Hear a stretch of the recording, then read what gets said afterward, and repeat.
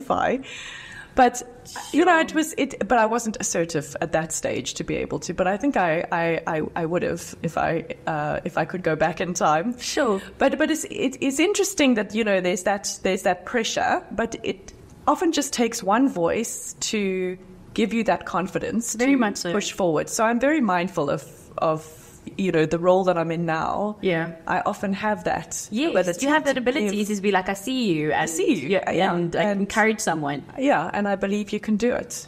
Sure. I think just touching on what you said with regard to how you were treated as a female student, you have been a pioneer in many ways, being a female actuary and having worked in numerous spaces.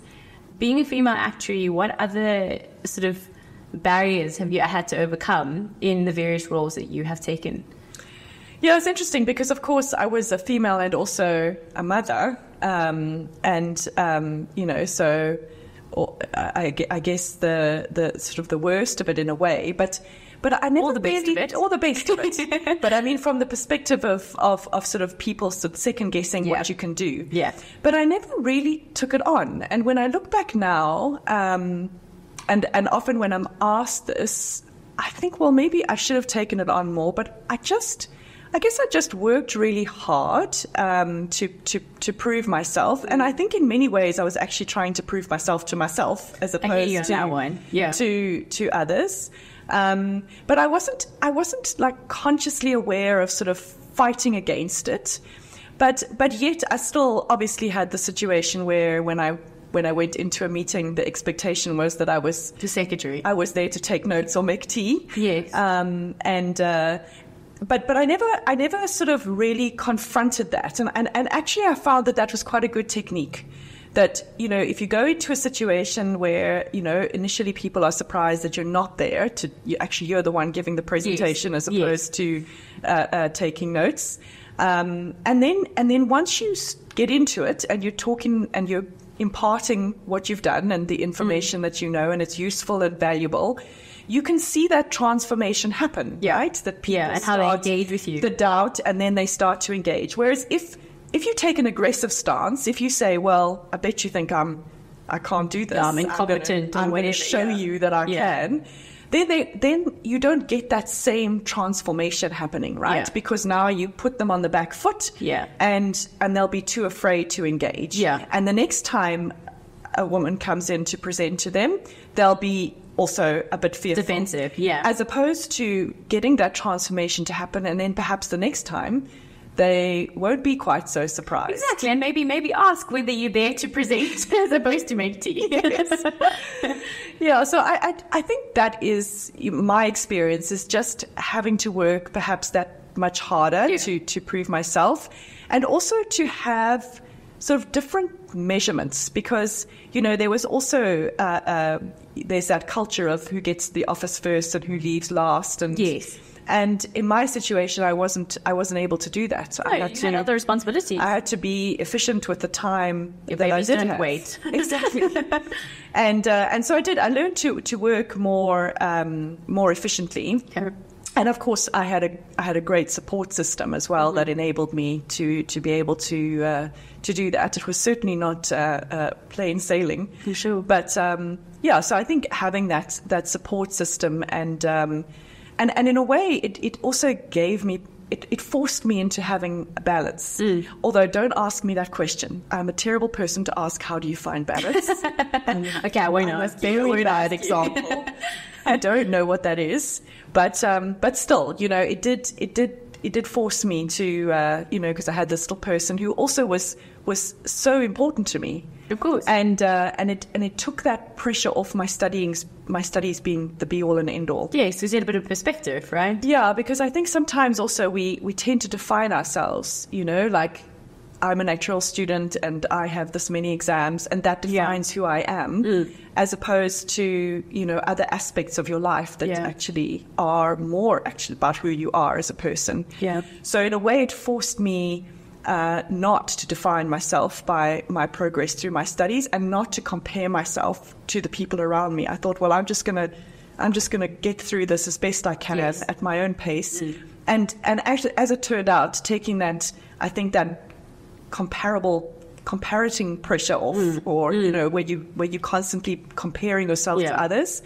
I think actually that helped me, because then I did get through the exams quite quickly, and in fact ended up qualifying with the group that was the first in my class to qualify. Goodness. But I guess it was because I didn't sort of... Quite single-minded, actually. Yes. Yeah. And I kind of structured things, and I didn't have that kind of external pressure of sort of feeling that I needed to perform relative to anyone else. Yeah, which is massive. I think also a lot of actuarial students are very A-type, and there's that element of competitiveness. Yeah. And I think when you remove that, you can sometimes do better work. Yes, and it's about how you perform relative to your own goals rather than relative to what everyone else is doing. And also realizing that it's something that you really wanted. Yes. Because as you said, it would have been easier to do something else. But saying, actually, I really do want this. But to be honest, I can't say that I ever thought I would do anything else. Sure. It was just, that was what you wanted to do. That's amazing. Yeah. That's amazing. So let's talk now through your career. So you were at Southern Life. Yeah. Then what were your career movements post that?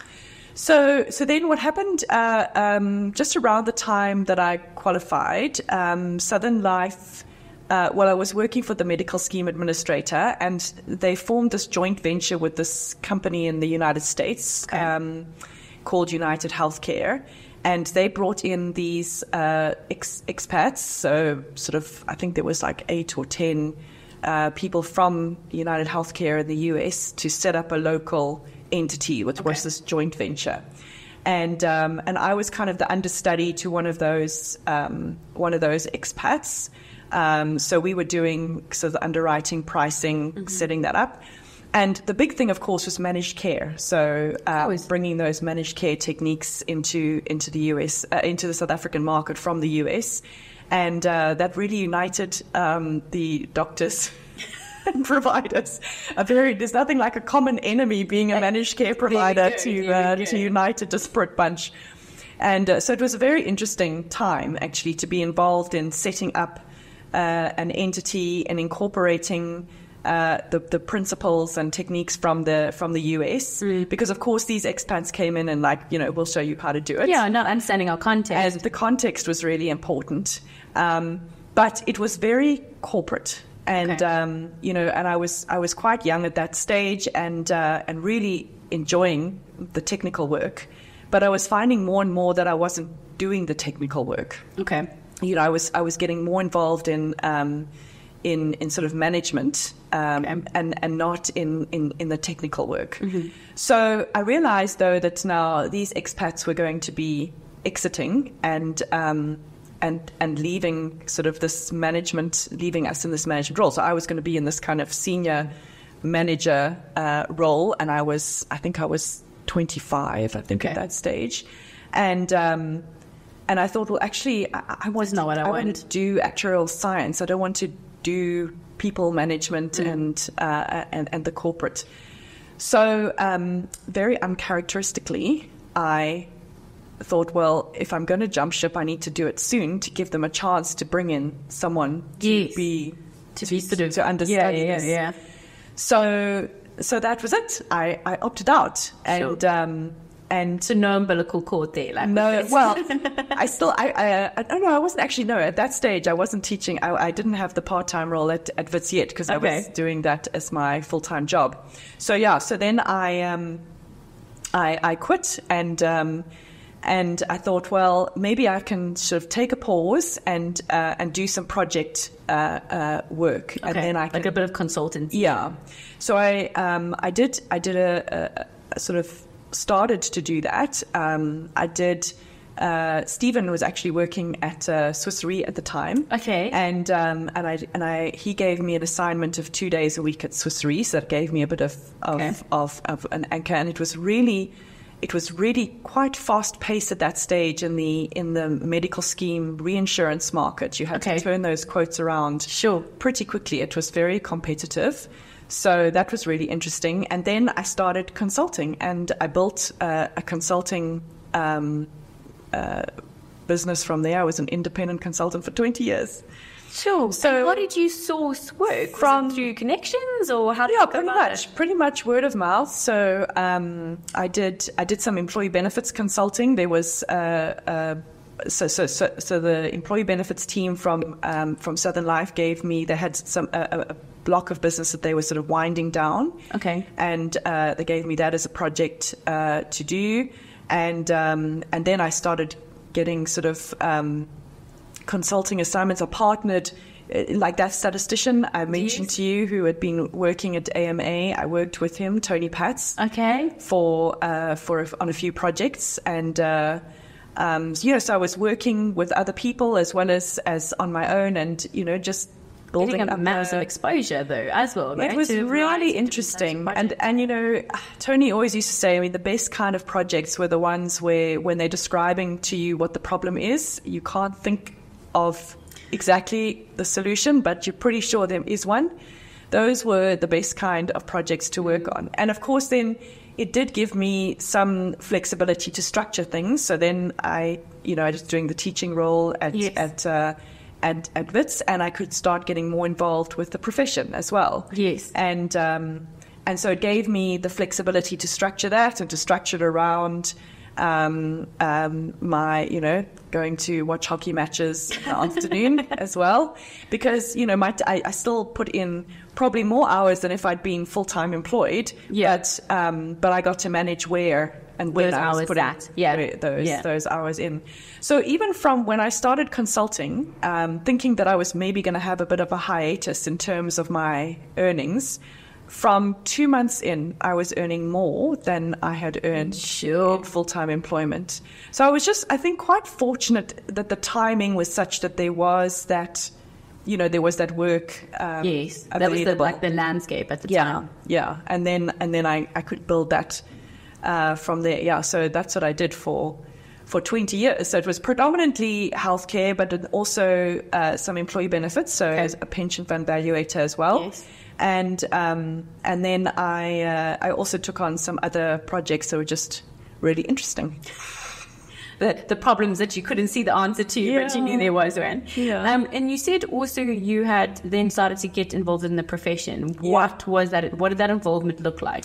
So at the beginning, it was, of course, the fledgling healthcare committee.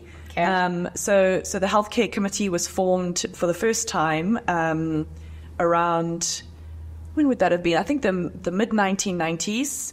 I seem to remember Barry Schwartzberg was one of the first chairs of the healthcare committee, and so I was working with Barry Schwartzberg and Sean Mattison on that on the healthcare committee. And in fact, when one of the projects was giving the input on the Medical Schemes Act, when it was being debated in Parliament in 1998. Oh my word! And because I was the only female, I think, on the committee, I was the one who went and gave the presentation in Parliament. I mean, I was 27 and I went and gave that presentation. That's incredible. Yeah, it was great exposure, very nerve-wracking. And then, I think it was largely through the healthcare committee. And then I headed up the healthcare committee. That was around about 99, 2000. Okay. And then, it was becoming a bit more widespread. We have, of course, then we started having the healthcare subject coming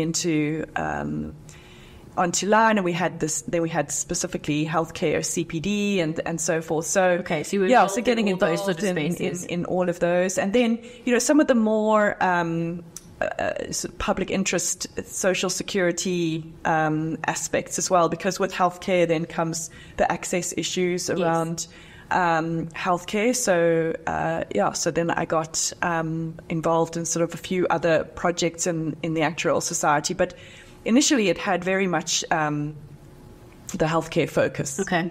Yeah, and then of course with being teaching at WITS and getting involved in the exams and the tuition, getting the tuition set up. So then, I was part of the tuition committee and then the curriculum committee, and then ultimately the education board as well. Sure. And then you spoke to, obviously now you're quite involved in the legislation and policy space. How did that come about? Obviously, I mean, having been involved in the Medical Schemes Act set you up to be a player in that space. Yeah.